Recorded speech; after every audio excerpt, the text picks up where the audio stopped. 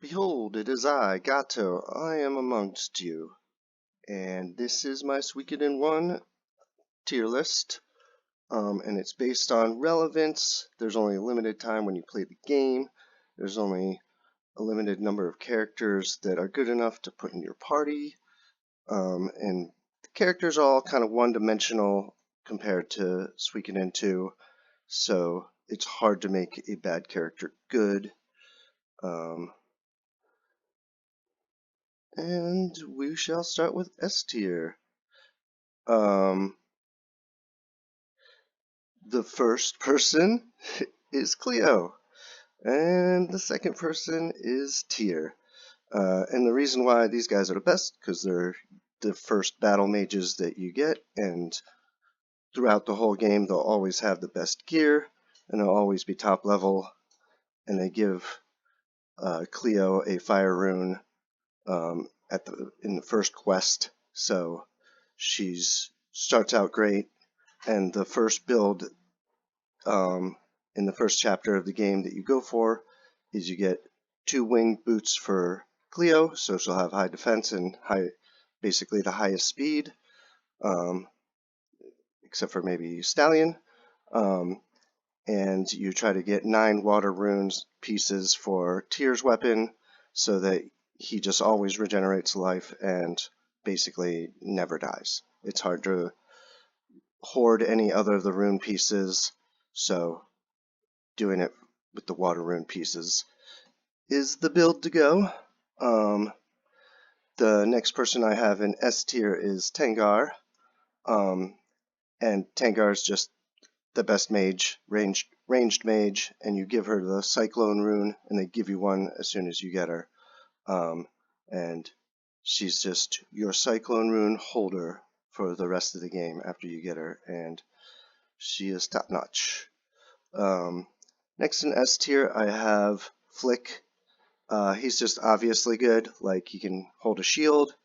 He'll always have the best gear and always be high level. You can put 2 emblems on him to make his magic stronger. To start, I think he gets a little boring, and I just don't like him as much as Tengar. And he's a little slow, but he's good against bosses, so Flick is definitely top tier dude. And then down in A tier, number 1 is Sonia. I think she's the 6th member of your party, besides our good friend Victor. Where's Victor? Victor's here. So basically, that's my party right there. And so Sonia, you get her very last, but she can use a shield, she can use magic, so I give her the flowing rune. And so with these main characters right here, you'll have Thunder rune, Cyclone rune, Soul Eater, and the upgraded Fire rune, and then upgraded Water rune here. And then Victor. I don't really like Victor in Suikoden 1. In Suikoden 2, you can just make him better. But he's relevant. You always have him. He usually has more life than the rest. Yeah, Victor's good. Second up in A tier is one of my sleepers, and that's Eileen. She will be your Earth magic mage, and you can get her the upgraded one later on. But she is a good ranged mage that I definitely slept on every time I played the game. And then after her, we have Ruby, who is also just a high level to start great mage. You can give them fire rune, lightning rune, water rune, yeah, just whatever rune you want. And he's basically just an upgrade to Kirkus, who's next. And during this time, and I'm going to put Kai here too, so when you get Kai and Kirkus, this is when magic just isn't that great, but you got Kai now, so he and Tyr can do the combo move, and mostly kills everything. And then eventually Kai becomes obsolete when magic just becomes good, when you just get enough use points in your magic, like basically. Next up in B tier, we're going to put Pan and Valeria. And where is Valeria?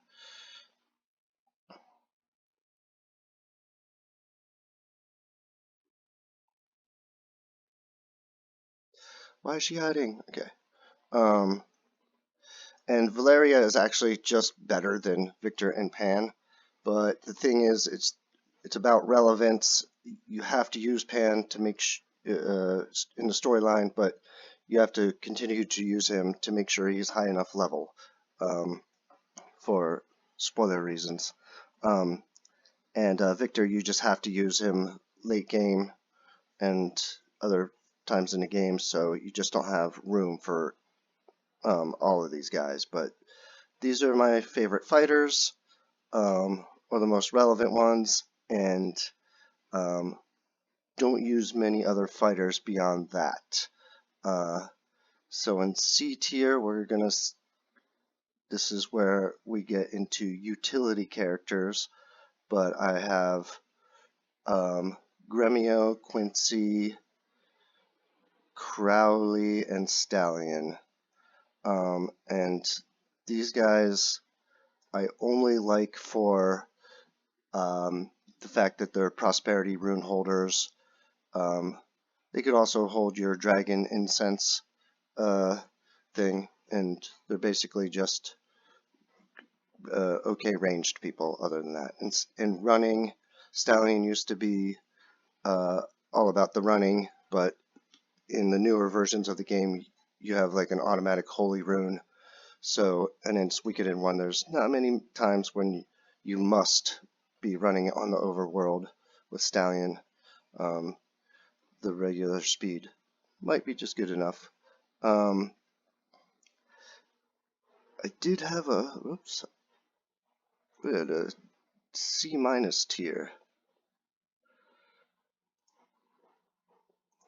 So, where's C minus?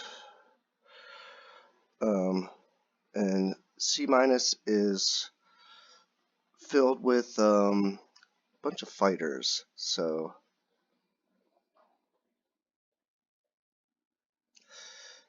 can't find them. There's one.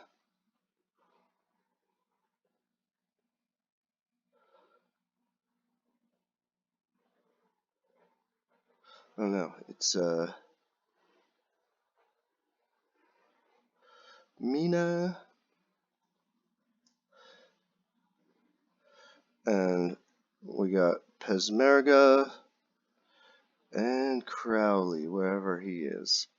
So, Milia is a good warrior, you know, and you have to use her at one point, and she's not bad, but really doesn't have staying power in the party beyond when you use her. And short-ranged mages I don't like, just a personal preference. So Mina, I do like her as a flowing rune character, like as a healer, but ultimately you don't have to heal that much except for against the final boss. And Pismerga is also, I guess, the best warrior, but I find him uninteresting, and also he and Crowley will just be at level 60 when you get them, so there's no like satisfaction of building them. So, and in Suikoden 1 they are generous enough with magic points that your general mages will have plenty of uses of all the magic spells. So the top tier mages just aren't exactly a thing to me. And then, yeah, so I had this guy up in here too.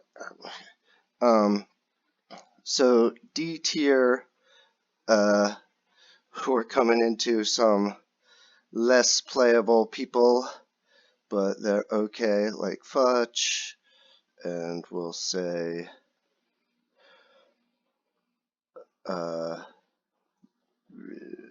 actually Yamku's gonna lead up the F tier.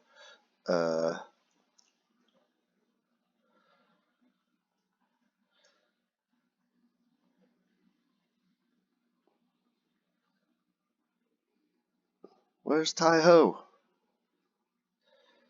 There he is. Okay. So these guys, I don't think actually you have to take Fudge along ever, but these guys are sort of utility characters. You just give them the water rune early, I guess, and they're like okay in your party, um, and Fudge as well. He's okay in your party. Like I believe he can use a shield, but I don't know if he does anything else interesting. Hicks is F tier. Grenseal and Allen I have at the bottom of D tier because they're battle mages, but they're just clones of Flick, I guess. So I just don't really use them at all. This guy is just uninteresting. And this guy I have in D tier because the Resurrection rune is a different rune that you don't. It's an interesting rune, so you should play around with it, I guess.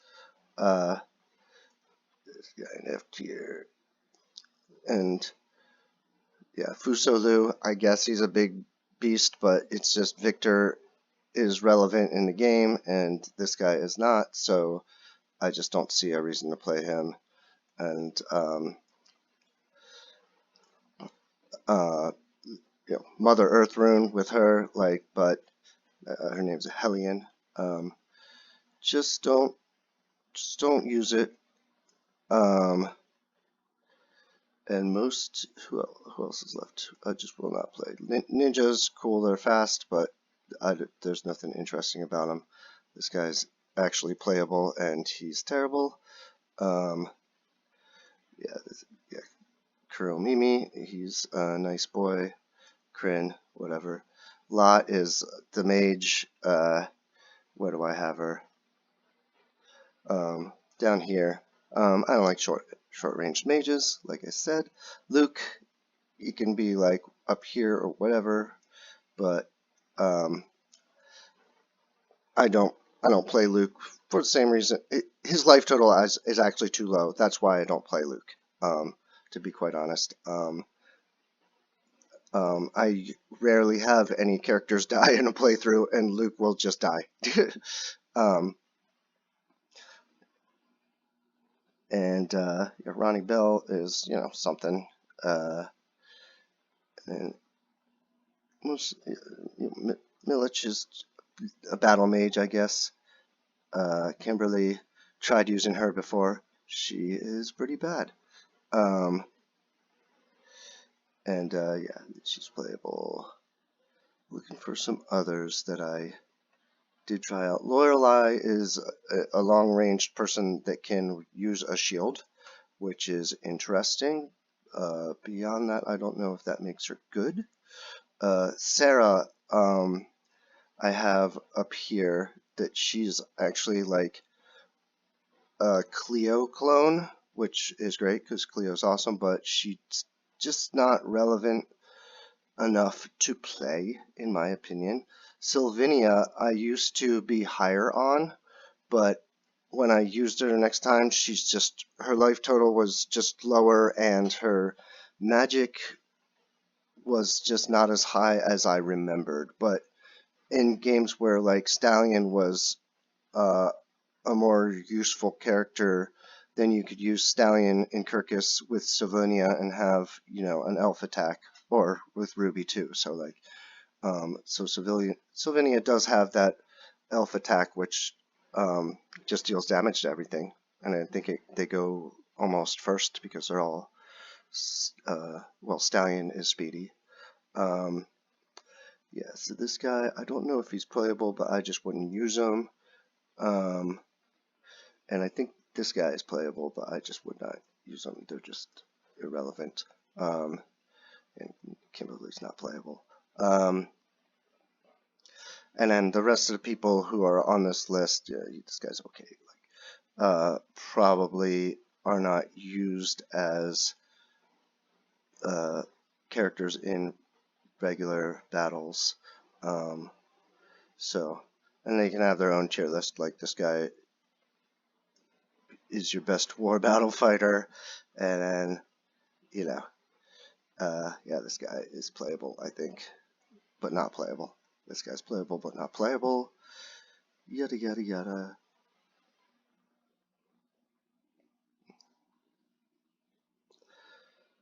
Yeah, there's like these guys are you can put in your party, but you only do that to go get what's his name, and the chef can be played in battles, obviously. So I'm gonna miss some of these, but they're just not relevant.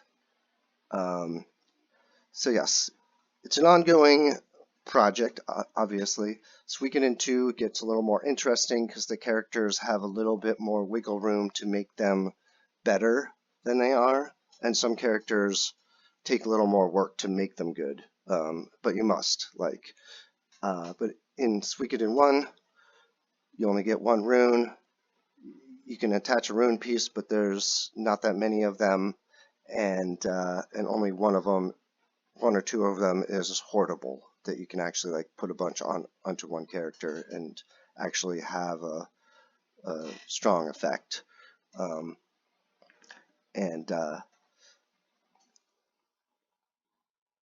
And that's it. So it's based on who can carry which high level rune, and you don't really need that much overlap.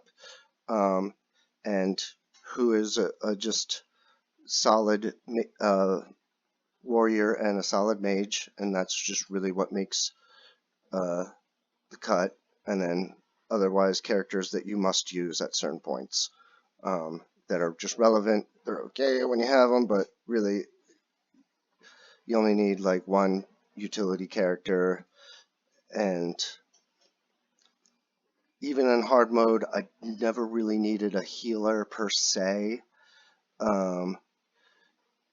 And yeah, when I played hard mode, I really did not have a problem at all. It was just more likely that you'd see an attack animation from an enemy that you've never seen before, and more likely a boss will survive to get an AoE attack on you, and so you'll need like water rune healers early, but you still just have potions and other things. So and plus when you get Tengar, Cyclone Rune is part healing, so that's a healer. And then by the end game you can have two healers right there, and then someone else holding Dragon Incense for extra heals.